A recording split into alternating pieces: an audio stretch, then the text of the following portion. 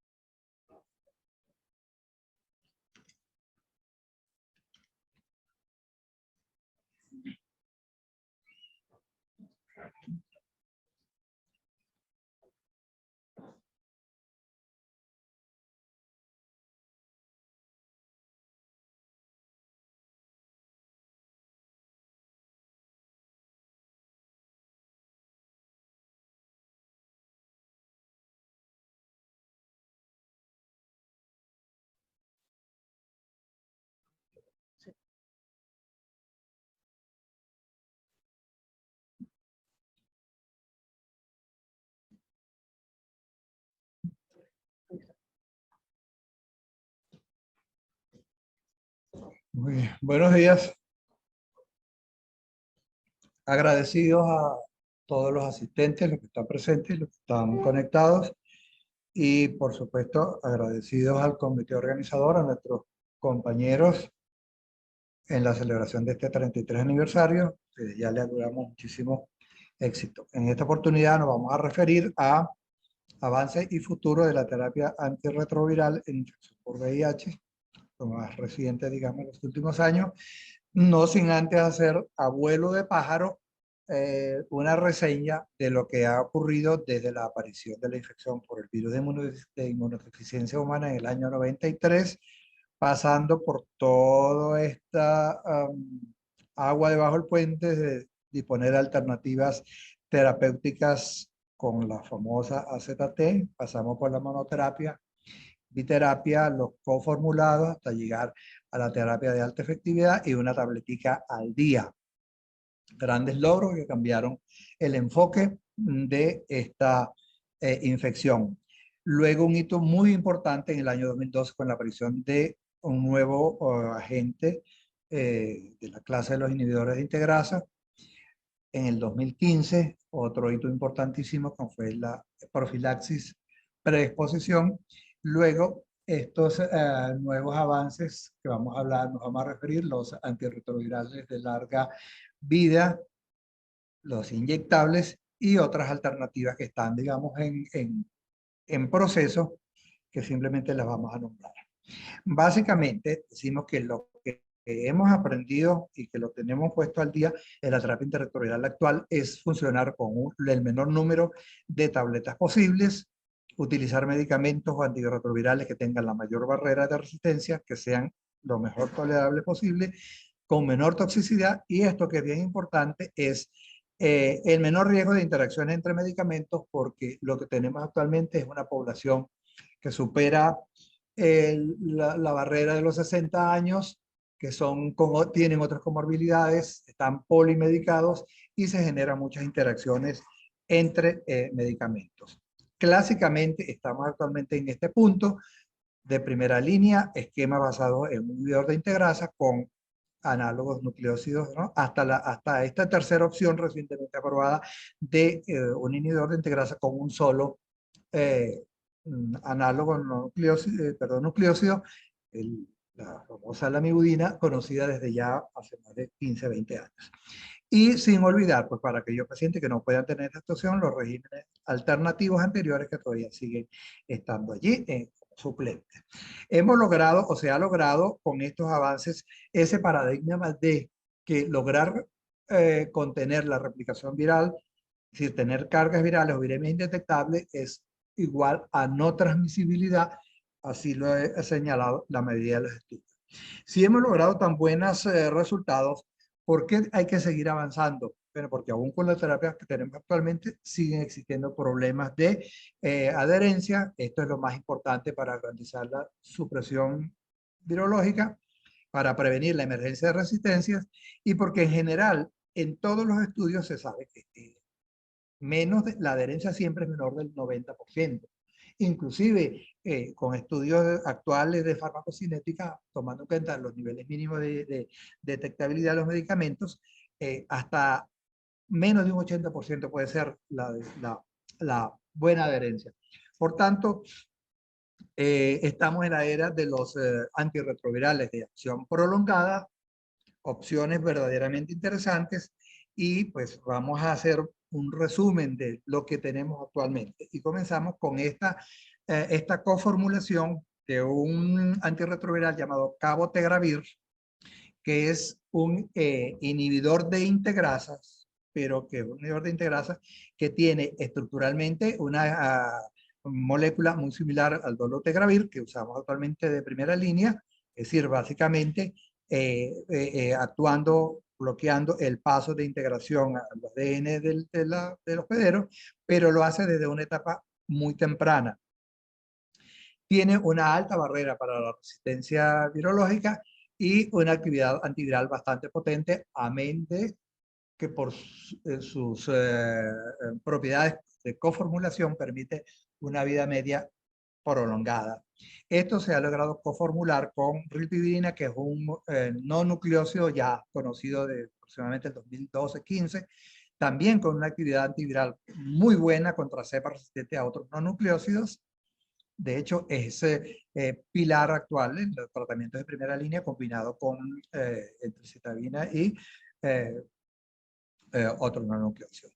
El punto es que estos dos medicamentos han logrado coformularse para uso intramuscular a la farmacéutica manufacturadora. En realidad son dos, Pfizer y Gilead. Se unieron solamente con este propósito en el 2009 de coformular y probar esta unión. De hecho, ha sido tan satisfactoria su desempeño que ya está prácticamente en todas las guías de terapia antirretroviral, las guías norteamericanas, la guía europea y de la Sociedad Internacional de Inmunología. Por supuesto que en este tiempo es difícil hablar de estos diseños, estos protocolos, no da tiempo, simplemente les voy a reseñar el respaldo de los estudios que apoyan la eficacia de este coformulado. En estos dos estudios se probaron coformulaciones de cabotegravir y rilpivirina en 4 semanas, intramuscular cada 4 semanas y cada 8 semanas, y su comparador era el esquema clásico normal tradicional que tenemos, es decir, dos no nucleócidos o más un inhibidor de integrasa, o un no nucleócido o un inhibidor de proteasa reforzado o no. Y simplemente fíjense en los numeritos en rojo, después de 48 semanas, 92.5, 93, 94% lograron el gold standard, que es cargas virales por debajo de 50 copias por mililitro, comparado con el régimen tradicional, es decir, al menos farmacológicamente no fue diferente. Estos otros dos estudios también en la misma onda, 400, 600, cada 4, cada 8 semanas. En este caso el comparador era cabotegravir, este mismo, pero por vía oral, más 2 inhibidores de transcriptasa análogos nucleócidos, y el resultado pues también fue bastante satisfactorio, 97, 94, 93 contra 94 y 93 de la formulación clásica.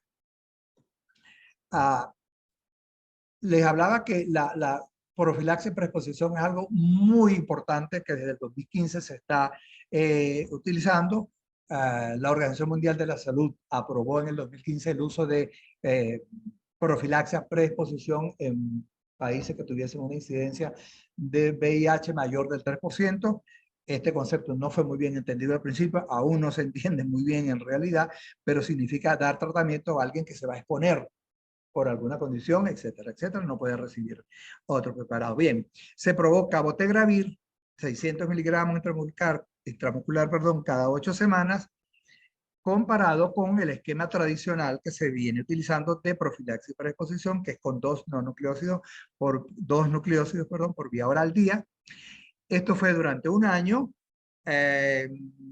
Estos dos estudios importantes porque eran en adolescentes y este otro en mujeres, que son grupos muy, digamos, con la menor enfoque en cuanto a los protocolos, los más desatendidos, etcétera, y es bien importante. Y fíjese que un año de tratamiento con esta modalidad logró bajar la incidencia de infección por VIH a 0,41% y 0,21% comparativamente con el esquema tradicional. De hecho, estos estudios que se llevan a cabo en noviembre del 2020 fueron parados y aprobados inmediatamente para uso en profilaxis preexposición, porque obviamente su desempeño era magnífico.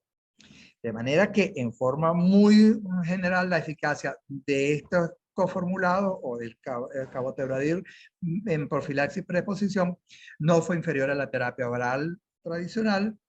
Efectos adversos realmente muy pocos, 2%, básicamente relacionado con el sitio de la inyección.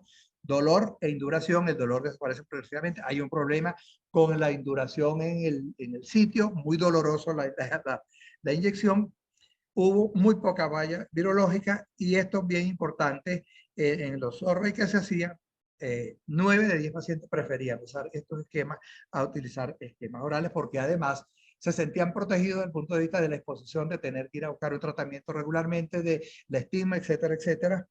El problema era esto, el volumen alto de la suspensión a inyectar y la administración que debía ser muy lenta. Estos preparados se han logrado, no son liposolubles, pero se han logrado preparar suspensiones estabilizadas con surfactantes en el orden nanomolares. Las primeras preparaciones eran de 200 nanomoles, se bajaron a 100 nanomoles el tamaño de la partícula. Permite, después de la inyección, que tenga una liberación lenta, por lo tanto una vida media larga. Hay una cosa bien importante también, que estos productos desde el sitio de inyección son capaces de difundir al tejido linfático y concentrarse allí y hacer como un segundo depósito de liberación.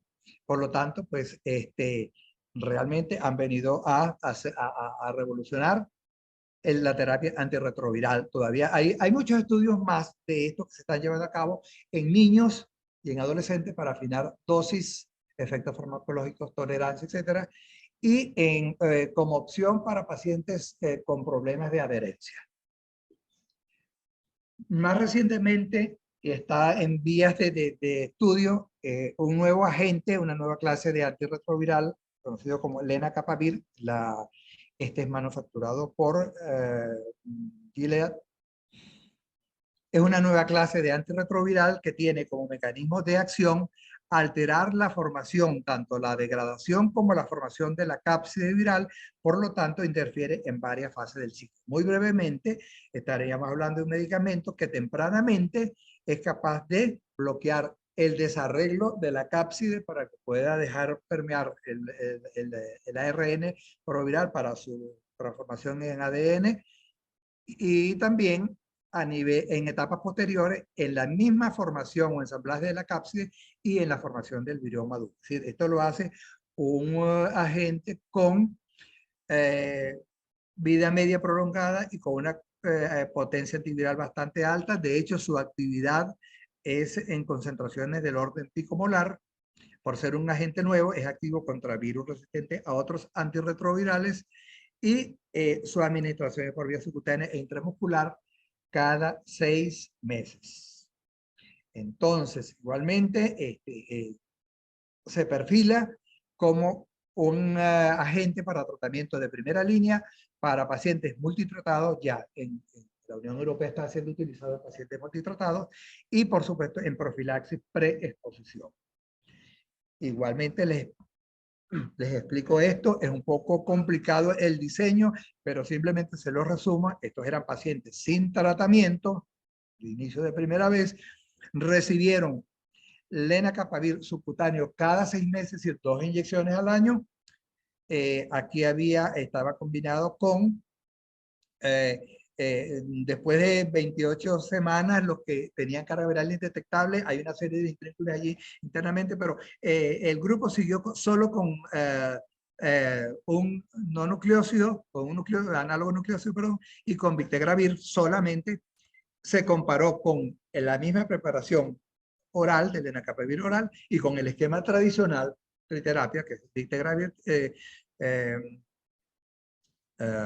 y dos nucleócidos que se utilizan.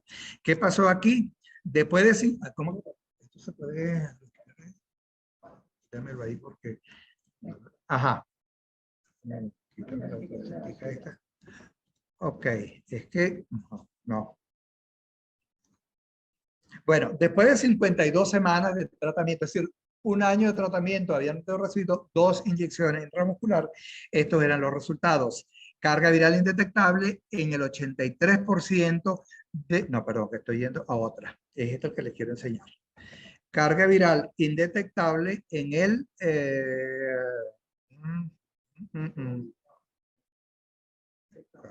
Ajá. 54% de los pacientes, perdón, 90% de los pacientes lograron carga viral indetectable en el grupo de lenacapavir subcutáneo 2 veces al año, comparado con el 90% de los que lo utilizaron en forma oral o el 92% que lo utilizaron en forma, digamos, tradicional, el esquema de triterapia.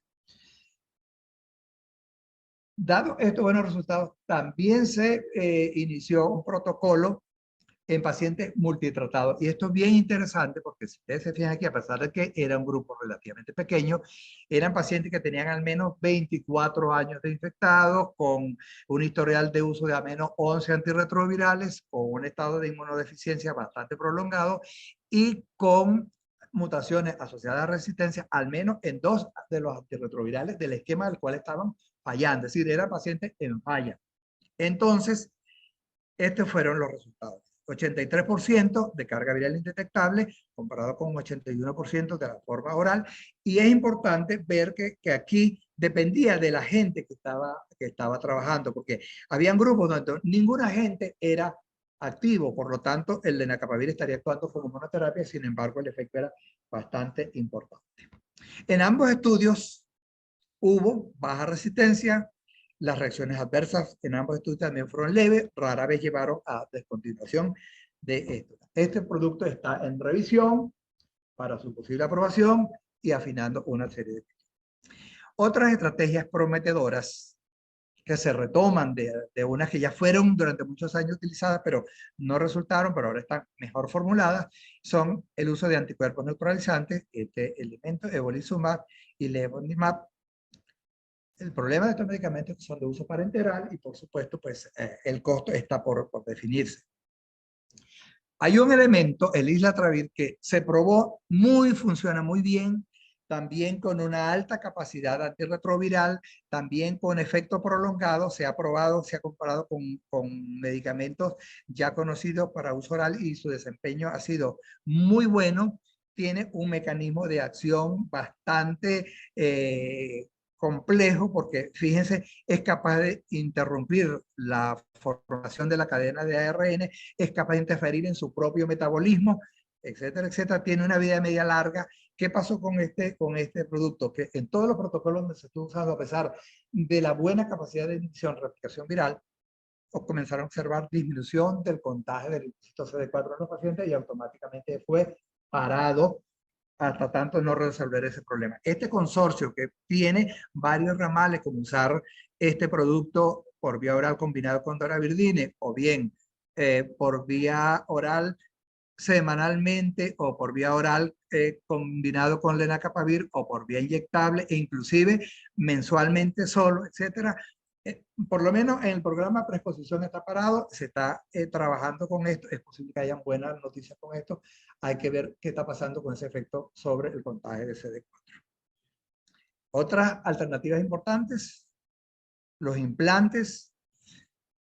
A ver si en las próximas jornadas habrá mejores noticias de estos, implantes de análogos nucleócidos, dolutegravir, islatravir, parches, anillos vaginales, hay mucho todavía por allí, algunos tienen buenos resultados, otros no.